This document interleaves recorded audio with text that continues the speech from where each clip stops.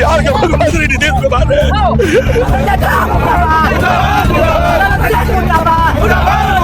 बिहार की जनता ने जो जनादेश किया है 25-36 के लिए मुख्यमंत्री के रूप में स्वीकार किया है, तो बीच में राज्यसभा भेजने का षड्यंत्र क्यों?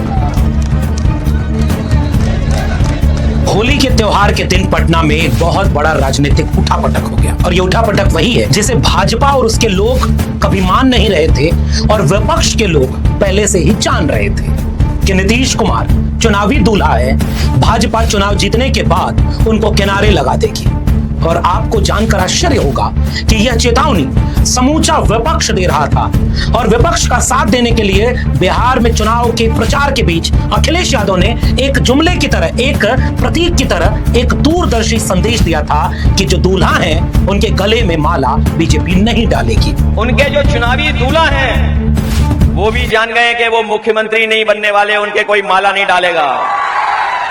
बताओ कोई उन्हें मुख्यमंत्री बनाने जा रहा है क्या? ये बात तो वो भी जान गए हैं, इसलिए आपने देखा होगा कि अब वो माला दूसरों के गले में डाल रहे हैं। तो अखिलेश यादव को सुनने के बाद आपको लगा होगा कि उनकी दूरदर्शिता उस दिन सवालों के घेरे में आ गई जब बीजेपी ने चुनाव जीतने के बाद अपने से कुछ सीटें कम रहने के बावजूद जेडीयू की तरफ से नीतीश कुमार को मुख्यमंत्री पद का दावेदार बनाया, शपथ दिलवाई और 2 डिप्टी सीएम अपने बनाए। और भाजपा ने यह मैसेज देने का प्रयास किया कि नहीं नहीं, हमने दूल्हे के गले में माला डाल दी। लेकिन सबको पता था कि एकनाथ शिंदे महाराष्ट्र में हुए थे, नीतीश कुमार अगले एकनाथ शिंदे होंगे और उसके लिए बहाना क्या बना? एक अदद राज्यसभा जाने की चाहत। एक मुख्यमंत्री जो पिछले 2 दशक से बिहार की कुर्सी से जुड़ा हुआ हो, जिन्होंने कई बार गठबंधन बनाए, बिगाड़े, मगर कुर्सी नहीं छोड़ी और जिनके लिए यह कहा गया कि वो नीतीश कुमार कुर्सी कुमार हैं, लेकिन वो एक अदद राज्यसभा सीट के लिए कुर्सी छोड़ रहे हैं। ये इतना सामान्य लग रहा है तो मुबारक हो आपकी राजनीतिक समझ को। फिलहाल जब मैं ये वीडियो शूट कर रहा हूं तो भारतीय जनता पार्टी के बड़े नेता, देश के गृह मंत्री अमित शाह पटना पहुंच चुके हैं और वो विधानसभा सचिवालय ले जाकर के नीतीश कुमार का राज्यसभा के लिए नामांकन करवा रहे हैं। जेडीयू के कार्यकर्ता पार्टी कार्यालय के सामने नाराजगी जाहिर कर रहे हैं, विरोध प्रदर्शन कर रहे हैं और ये कह रहे हैं कि भाजपा के हाथों, भाजपा के भेजे हुए कुछ लोगों ने जेडीयू को बर्बाद कर दिया। तो ये जो नाराजगी आपने कार्यकर्ताओं की सुनी, ये इस समय बिहार की राजनीति में कितनी तेजी से उभर रही है इसका अंदाजा भी शायद बाकी लोगों को नहीं है। विपक्ष के नेता तेजस्वी प्रसाद यादव से जब ये सवाल मीडिया के लोगों ने किया तो उन्होंने बड़े ही सधे हुए तरीके से एक इशारा जरूर कर दिया कि भाजपा नीतीश कुमार जी के साथ गलत कर रही है। ये जो जन भावना है सबको पता था और भाजपा जिस सहयोगी दलों के साथ रही है, सबसे पहले अपने सहयोगी दलों को खत्म कर, चाहे तमिलनाडु में AIADMK हो, शिवसेना हो, महाराष्ट्र में अकाली दल हो या बीच में आपकी महबूबा जी की पार्टी, आपके चौटाला जी, कहीं भी आप देखेगा north east west south, Bhajpa जो है पूरी तरीके से आरएसएस का एजेंडा जो है वो लागू करना चाहती है। तो तेजस्वी यादव जिस तरफ इशारा करते हुए आपको सुनाई दे रहे थे वो वही साजिश थी जिसे वो पहले से कह रहे थे। भाजपा नीतीश कुमार जी के चेहरे का इस्तेमाल कर रही है, भाजपा उन्हें किनारे लगा देगी, लेकिन इतनी जल्दी किनारे लगा दिए जाएंगे नीतीश कुमार, किसी ने सोचा भी नहीं था। वे नीतीश कुमार जिन्होंने पिछले 3-4 दशक बिहार की राजनीति का एक केंद्र बनकर के अपनी भूमिका निभाई हो, उस युग का ऐसा लग रहा है अब अंत हो गया। नीतीश कुमार एक समाजवादी पाठशाला से निकले, लोहिया कर्पूरी की विरासत के नेता, जेपी आंदोलन से लेकर मंडल आंदोलन के चेहरा, सांप्रदायिक राजनीति के एक जमाने में कट्टर विरोधी रहे, सामाजिक सौहार्द के एक नेता, पिछड़े समुदाय के लोगों के बीच एक चेतना जगाने वाले, संयमी, मृदुभाषी और कमोबेश विवादों से दूर रहने वाले एक ऐसे नेता इतिहास उन्हें हमेशा याद रखेगा। लेकिन उनकी खूबियों के साथ इस बात का विश्लेषण भी युगों युगों तक किया जाएगा कि समाजवाद की पाठशाला से निकला एक नेता जिसने जेपी लोहिया से सबक लिया हो, जिसने जॉर्ज फर्नांडीज से लेकर के समाजवाद की पाठशाला में सांप्रदायिक सौहार्द का सबक सीखा हो, वो जाते जाते बीजेपी को बिहार सौंप गया। उस बीजेपी को जो बुलडोजर से लेकर धर्म के नाम पर खुलेआम राजनीति करती है। नीतीश कुमार के इस भूमिका को युगों युगों तक याद किया जाएगा कि समाजवाद की सबसे बड़ी नर्सरी बिहार बीजेपी के हाथ कैसे चली गई।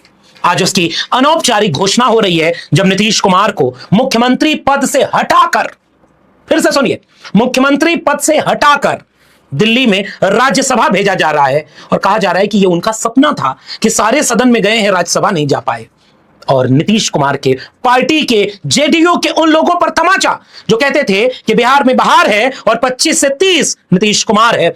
2-2.5-3 महीने भी नीतीश कुमार मुख्यमंत्री नहीं रहे और अब वो राज्यसभा अपनी हसरत पूरा करने जा रहे हैं।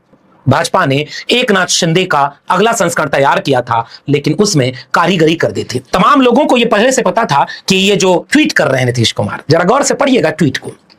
पिछले 2 दशक से भी अधिक समय से आपने अपना विश्वास एवं समर्थन मेरे साथ लगातार बनाए रखा है तथा उसी के बल पर हमने बिहार की और आप लोगों की पूरी निष्ठा से सेवा की है। आपके विश्वास और समर्थन की ही ताकत थी कि बिहार आज विकास और सम्मान का नया आयाम प्रस्तुत कर रहा है। इसके लिए पूर्व में भी मैंने आपके प्रति कई बार आभार व्यक्त किया है। संसदीय जीवन शुरू करने के समय से ही मेरे मन में इच्छा थी कि मैं बिहार विधानमंडल के दोनों सदनों के साथ संसद के भी दोनों सदनों का सदस्य बनूं। इसी क्रम में इस बार हो रहे चुनाव में राज्यसभा का सदस्य बनना चाह रहा हूं। यहीं रुकते हैं। क्या वाकई ये ट्वीट नीतीश कुमार ने लिखा है? क्या नीतीश जी की इतनी सी इच्छा मुख्यमंत्री पद पर से उनके इस्तीफा देने और उसके बाद राज्यसभा जाकर सदस्यता लेने की असली कहानी है? देखिए, राजनीति में जो दिखता है वही होता नहीं। क्या राजनीति में बीजेपी ने नीतीश कुमार को इतना बेबस, इतना निरीह, इतना कमजोर कर दिया कि कोई और उनको सब कुछ चला रहा है? और ये बात कोई और नहीं कह रहा, जेडीयू के लोग कह रहे हैं, सुनाएंगे। लेकिन ये तो घोषणा हो गई कि जेडीयू की तरफ से शायद अब मुख्यमंत्री कोई नहीं बनेगा। अगली लाइन गौर से पढ़िए नीतीश कुमार जी के ट्वीट की। मैं आपको पूरी ईमानदारी से विश्वास दिलाता हूं कि आपके साथ मेरा यह संबंध भविष्य में भी बना रहेगा और आपके साथ मिलकर एक विकसित बिहार बनाने का संकल्प पूर्ववत कायम रहेगा। जो नई सरकार बनेगी उसको मेरा पूरा सहयोग एवं मार्गदर्शन रहेगा। इसका मतलब यह है कि एक तो राजनीतिक प्रक्रिया होती है कि जैसे ही मुख्यमंत्री इस्तीफा देते हैं, पूरा कैबिनेट इस्तीफा देता है, मंत्रिमंडल खत्म हो जाता है, फिर नए मुख्यमंत्री शपथ लेते हैं, तो फिर नए ढंग से कैबिनेट और मंत्रालय सब कुछ निर्धारित होता है। तो ये तो रही तकनीकी की भाषा। लेकिन क्या नीतीश कुमार के बाद जेडीयू का कोई मुख्यमंत्री होगा? कोई चेहरा आपके पास है? हो सकता है कि ऐसा हो, लेकिन फिर अटल बिहारी वाजपेयी के सपने का क्या होगा, जिसकी घोषणा मौजूदा उप मुख्यमंत्री और तब जब चुनाव में बिहार था उस समय बीजेपी की तरफ से की गई थी। इस घोषणा को गौर से सुनिए कि अटल बिहारी वाजपेयी का सपना तब पूरा होगा जब बिहार में बीजेपी का मुख्यमंत्री होगा। जब बिहार में अपनी सरकार बनेगी तो सच्ची श्रद्धांजलि हमारे सर वाजपेयी जी का होगा। आज बीजेपी के जेडीयू से ज्यादा विधायक हैं। पिछली बार तो बहुत ज्यादा विधायक थे। पिछली बार नीतीश कुमार ताकतवर थे और एक बार पलटी भी मारे। 2020 में भी नीतीश कुमार बीजेपी के साथ थे, मगर 2020 के चुनाव में नीतीश कुमार की पार्टी बुरी तरह से पराजित हुई थी, जितना कि सोचा गया था। आधी से कम रह गई सीटें, क्योंकि बीजेपी ने अपना एक हनुमान काम पर लगा दिया था, मरहूम रामविलास पासवान जी के बेटे चिराग पासवान, और उन्होंने बीजेपी की इशारे पर जेडीयू को कमजोर करने में कोई कसर नहीं छोड़ी। बिहार की राजनीति को जानने वाले ये जानते हैं कि नीतीश कुमार के कमजोर होने के बावजूद सीटों में कमजोर नीतीश कुमार चेहरे में मजबूत थे, और बीजेपी को पता था कि नीतीश कुमार के चेहरे पर ही बिहार में जब तक वो चेहरा मजबूत है हमें पीछे खड़ा होना होगा। उन्होंने मुख्यमंत्री के रूप में उन्हें आगे बढ़ाया और फिर एक बार नीतीश कुमार जी ने गच्चा भी दिया। महागठबंधन की सरकार बनी, तेजस्वी प्रसाद यादव उप मुख्यमंत्री बने। 17 महीने सरकार चली। बिहार में जाति जनगणना उसी समय हुई। बिहार में लगभग 5 लाख नौकरियां बांटी गई। बिहार में कई बड़े फैसले हुए और बिहार में नीतीश कुमार ने बीजेपी को यह इशारा कर दिया कि हमसे चालाकी नहीं चलेगी। बीजेपी हमेशा छोटे भाई की भूमिका में रही और नीतीश कुमार बड़े भाई की भूमिका में रहे। नीतीश कुमार ने बीजेपी को जिस तरह से चक्रगिन्नी की तरह घुमाया था, उसके बाद साल 2024 के चुनाव के पहले वही नीतीश कुमार अपने भतीजे तेजस्वी यादव को लेकर के पूरे बिहार में इंडिया गठबंधन बनाने की बुनियाद रच देते हैं। नीतीश कुमार केंद्र में थे और पूरे इंडिया गठबंधन को देश भर में घूमकर उन्होंने एकजुट किया। तस्वीर बदल गई। बीजेपी को भी यह समझ में आ गया था कि यह वो शख्स है जो समाजवादी विरासत का है, जो थोड़ा एक अच्छे चेहरे के साथ है, अच्छा काम किया हुआ है। और बीजेपी के लिए 2024 के चुनाव को मुश्किल बनाने के लिए नीतीश कुमार केंद्रीय धुरी बन चुके थे। और फिर ऐसा कुछ होता है कि नीतीश कुमार अपने बनाए हुए गठबंधन को खुद ही छोड़ देते हैं। नीतीश कुमार इस्तीफा दे देते हैं, बीजेपी के साथ चले जाते हैं और इंडिया गठबंधन 2024 में बिखर जाता है, जिसे संभालने का काम उत्तर प्रदेश में अखिलेश यादव करते हैं, ममता बनर्जी कुछ हद तक करती हैं और दक्षिण भारत में स्टालिन करते हैं। लेकिन वो जो सपना नीतीश कुमार ने पूरे भारत को दिखाया था वो चूर हो गया। नीतीश कुमार फिर बीजेपी के पास तो चले गए थे, लेकिन तब धीरे धीरे उनके स्वास्थ्य को लेकर के गहरी चिंता उभरने लगी थी। कभी किसी के माथे पर गमला रख देना, तो कभी किसी महिला को पकड़ लेना, कभी किसी को किसी तरह का इशारा कर देना, तो कभी सदन में अपनी बात ऐसे कह देना। लेकिन दिलचस्प बात देखिए, आज तक गांव-गांव में चर्चा जरूर है कि नीतीश कुमार का स्वास्थ्य ठीक नहीं है, लेकिन एक भी हेल्थ बुलेटिन या एक भी मेडिकल रिपोर्ट ऐसी नहीं है जो नीतीश कुमार के स्वास्थ्य पर सवाल खड़े करे। फिर ये किसने मैसेज दिया? नीतीश कुमार को ऐसा किसने बनाया? नीतीश कुमार किसके बड़े भाई थे और छोटे भाई ने धीरे धीरे चुनाव में उनको किस तरह से इस्तेमाल किया? चुनाव हुआ, बीजेपी ने एक बार भी 2025 के चुनाव में एक बार भी कहीं नहीं बोला कि हम चुनाव जीतने के बाद नीतीश कुमार को मुख्यमंत्री बनाएंगे। वे हमेशा डिप्लोमेटिक भाषा इस्तेमाल करते रहे। हमारी लड़ाई नीतीश कुमार के चेहरे पर हो रही है, लेकिन चेहरा मुख्यमंत्री बनेगा कि नहीं कभी किसी ने नहीं बोला। लेकिन इस तरफ से जेडीयू की तरफ से बार बार कहा जा रहा था कि चेहरा तो नीतीश कुमार ही है, मुख्यमंत्री तो नीतीश कुमार ही बनेंगे। लेकिन उस बीच बड़ा खेल हो चुका था। असल में जेडीयू के लोगों को पता है कि पहले आरसीपी सिंह को किनारे लगाकर, फिर उसके बाद उपेंद्र कुशवाहा को पार्टी से किनारे लगवाकर, मनीष वर्मा को पार्टी से किनारे लगवाकर, बेटे निशांत को पार्टी में आने से रोकने वाले 3-4 लोगों की तिकड़ी बीजेपी के हाथों बड़ा समझौता कर चुकी थी, जिनमें से कई नाम जेडीयू के कार्यकर्ता ही ले रहे हैं। गौर से सुनिए। अब इन नारों में कुछ नाम आपको गूंजते हुए सुनाई दिए होंगे, जिसमें जेडीयू के राष्ट्रीय कार्यकारी अध्यक्ष संजय झा का नाम सबसे ऊपर है। ये पहले भी बीजेपी में रहे, फिर बीजेपी से जेडीयू में आए और फिर अब जेडीयू उन्हीं की हो गई। उन्होंने पूरी जेडीयू बीजेपी के हाथों गिरवी रख दी। ये बात कोई और नहीं, खुद जेडीयू के नीतीश कुमार के चाहने वाले कार्यकर्ता करें। दूसरा नाम लिया जाता है ललन सिंह का।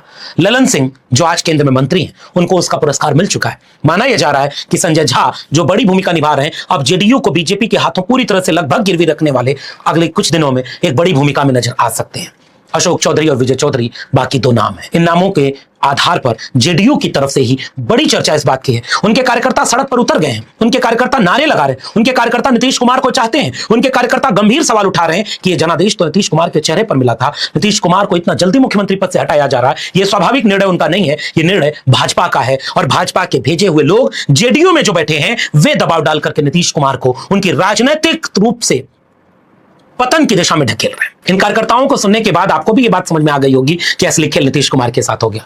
कुछ तो लोग ये कह रहे हैं कि मुजफ्फरनगर बालिका गृह हत्याकांड से लेकर नीट की छात्रा का जो अभी पिछले दिनों पटना में कांड हुआ, इन सब के बीच सत्ता हस्तांतरण तो पहले ही बीजेपी करवा चुकी थी। गृह मंत्रालय तो पहले ही चला गया बीजेपी के हाथ में, और बीजेपी पूरी तरह से नीतीश कुमार को ग्रैब मिली हुई थी। इसलिए भी कुछ लोगों को यह लग रहा था कि अभी बिहार में नीतीश कुमार कुछ दिन और मुख्यमंत्री रहेंगे। लेकिन इतना जल्दी बीजेपी ने एकनाथ शिंदे का नया संस्करण जारी कर दिया। हमारे जैसे लोग जाने कब से ये बात कहते थे, तो लोग कहते थे कि आप ये अतिरेक कर रहे हैं, लेकिन वो लोग नहीं जानते थे कि भाजपा एक ऐसी पार्टी है कि उसके पास करीब जो भी गया उसे वो लील गई, खत्म कर ली। और अब नीतीश कुमार का इस तरह का राजनीतिक पतन उनके चाहने वालों को भी निराश कर रहा है। एक जमाने में जेपी की लड़ाई को आगे बढ़ाने वाले, कर्पूरी ठाकुर के सपनों का बिहार बनाने का दावा करने वाले, मंडल आंदोलन की विरासत को संसद से लेकर सड़क तक ललकार कर लड़ने वाले नीतीश कुमार ने माना कि पहले भी एनडीए के साथ कई बार सरकार बनाई थी। 2000 के बाद से ही यह गठबंधन अघोषित रूप से जारी हो गया था। लेकिन बिहार में एक युग का अवसान होता दिख रहा है। वो युग था इस 3 तिकड़ी का, लालू प्रसाद यादव, नीतीश कुमार, मरहूम रामविलास पासवान। पिछले 3-4 दशक की बिहार की राजनीति इन 3 चेहरों के इर्द गिर्द घूमती रही। उन चेहरों में भी कमाल की एकजुटता थी। कभी रामविलास पासवान बुरी तरह चुनाव हार गए तो लालू प्रसाद यादव ने उन्हें राज्यसभा भेज दिया, तो कभी लालू प्रसाद यादव के साथ में हमजोली बनकर राजनीति समाजवाद के अध्याय को आगे बढ़ाने का काम करने वाले नीतीश कुमार ने लालू प्रसाद यादव के खिलाफ बिहार में राजनीतिक बिगुल बजाया। अति पिछड़े से लेकर महिलाओं के अपने कोर वोटर को साधा और बीजेपी का साथ लिया। लेकिन इन तीनों ने बिहार को सांप्रदायिक होने से बहुत दिन तक बचाया था, जिसमें लालू प्रसाद यादव ने समझौता कभी नहीं किया। लालू प्रसाद यादव का जब इतिहास मूल्यांकन करेगा तो इस बात के लिए हमेशा याद रखेगा कि सीबीआई का केस हो या फर्जी घोटालों का आरोप हो, जेल जाना हो या अपने स्वास्थ्य के अंतिम पड़ाव पर भी उस व्यक्ति ने कभी झुककर समझौता नहीं किया। आप उनकी तमाम कमियां गिना सकते हैं, लेकिन लालू यादव को कमजोर लालू यादव कभी नहीं पाएंगे। मरहूम रामविलास पासवान जी समाजवाद और सामाजिक न्याय की लड़ाई के कमाल के योद्धा अपने आखिरी दिनों में वहां पहुंच गए थे जहां से उनका सामान इसी बीजेपी ने सड़क पर फेंकवाया। बेटे को पार्टी तोड़वाई, चाचा भतीजे को लड़वाया और उसके बाद चिराग पासवान को अपने में मिलाकर एक काम दे दिया और वो चुपचाप सिक्योरिटी लेकर घूमते हैं। ये वही बीजेपी है जिसने देश के कई दलों को लील लिया था। नीतीश कुमार के सामने उसका दाल नहीं गल रही थी, लेकिन अफसोस कि नीतीश कुमार ने आखिर में जाते जाते अपने को इतना बेचारा बना लिया कि आज बीजेपी ट्वीट कराकर उनका सपना पूरा करवाने के लिए राज्यसभा भेज रही है और बिहार में उस युग का अंत हो रहा है जिसे हम सामाजिक न्याय और समाजवाद कहते थे। बीजेपी के रवैये को इससे भी समझिए कि यह दलित पैंथर से निकले एक नेता, रिपब्लिक पार्टी ऑफ इंडिया के नेता और पैंथर रामदास अठावले इस बार बीजेपी के टिकट पर राज्यसभा जा रहे हैं। एकनाथ शिंदे मंत्री नहीं बन पाए, अजीत पवार का प्लेन क्रैश हो गया, उन्हीं के परिवार के लोग आरोप लगा रहे हैं बीजेपी सरकार में है। बीजेपी वो पार्टी है जो उसके पास गया उसको लील गई। बिहार उसके लिए एक दुसाध्य किला था क्योंकि वहां नीतीश कुमार खड़े थे। पहले उसने इस चुनाव में जितने तरह की धांधली हो सकती थी सब किया, सब किया, खुलेआम किया। SIR की आड़ में किया, 10,000 रुपए की आड़ में किया, नीतीश कुमार के चेहरे का इस्तेमाल किया और विपक्ष को लील गई बीजेपी। अब नीतीश कुमार और उनकी पार्टी के चाहने वालों के हाथ में कुछ भी नहीं, और जो उनकी पार्टी है वो बीजेपी वालों के हाथ में थी, और उन चारों बीजेपी वालों ने JDU को अब बीजेपी की गोद में बिठा दिया। अब अगली बार मुख्यमंत्री के पद पर बीजेपी अपना चेहरा बिठाएगी। यह है अटल बिहारी वाजपेयी के सपनों का भारत, यह है RSS का बिहार, और यह सामाजिक न्याय और समाजवाद के एक अध्याय का पतन। बिहार इसका मूल्यांकन करेगा। तमाम अच्छी चीजों के बीच नीतीश कुमार की इस भूमिका को इतिहास कैसे याद रखेगा कि उन्होंने बिहार, समाजवाद और सामाजिक न्याय का बिहार, संघर्षों के बिहार को भाजपा के हाथों गिफ्ट कर दिया। लेकिन यह देखना दिलचस्प होगा कि आगे आने वाले दिनों में नीतीश कुमार को चाहने वाले क्या सोचेंगे। निशांत कुमार को समय रहते वो सेट नहीं कर पाए, और वीडियो आ रही है कि निशांत कुमार पूछ रहे हैं कि पापा मेरा क्या होगा। जितना अनिश्चित निशांत कुमार का भविष्य है, उससे ज्यादा अनिश्चित बिहार का भविष्य है। बिहार में बीजेपी का CM होने से कोई रोक नहीं सकता। उसके बाद बिहार के लोग जानते हैं कि किस नए युग की शुरुआत का ये ऐलान होगा। नीतीश कुमार जी को एक स्वस्थ जीवन की, एक खुशहाल जीवन की कामना करते हैं। दिल में इज्जत पहले भी थी उनके लिए, आज भी है और हमेशा रहेगी। वो हमारे परिवार के हैं, वो PDA परिवार के हैं, वो समाजवादी परिवार के हैं। मगर अफसोस कि आपने बीजेपी को सब कुछ, पूरा विचार, पूरा आंदोलन, पूरा बिहार सौंप कर सबसे बड़ा घात कर दिया।